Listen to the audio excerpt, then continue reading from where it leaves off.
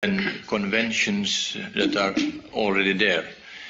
The guidance from the committee is that we should not duplicate, we should not do anything unnecessary that is covered or will be covered already by the other conventions, agreements in place.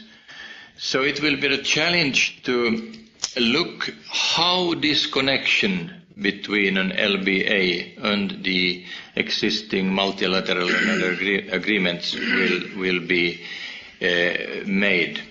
It was discussed and guidance was given in this respect already in Vienna, but obviously it is not even technically a very easy piece of work, and we have to start pay due attention to especially the CBD, the UNFCCC, and there are several other conventions, I'm afraid, that we have to note in order to see what the value added then could be by having the LBA connected in a relevant and good way to these existing agreements. I'm afraid I can't give any more detailed response at this stage.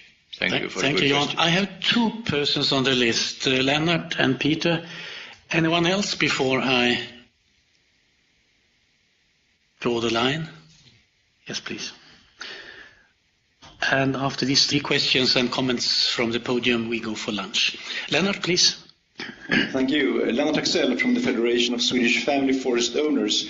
I had the pleasure to participate in the Inc. 1 negotiations in Vienna a month ago, and I found it a very interesting event. And especially I found it very, very nice to see Russia active and to have a European discussion on forestry where Russia is a real part is a great pleasure.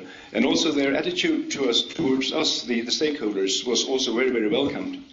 However, the European Union, for the first time in this Forest Europe process, appeared as a bloc and talked with one voice. And that was unfortunately covering up what we have been stressing here today in this discussion, the national differences.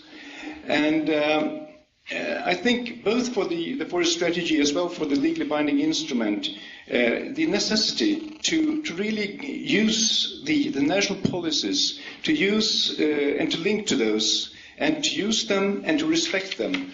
To acknowledge, we have mentioned here the differences in forest ownership within countries, between countries, different climate, population density, forest history,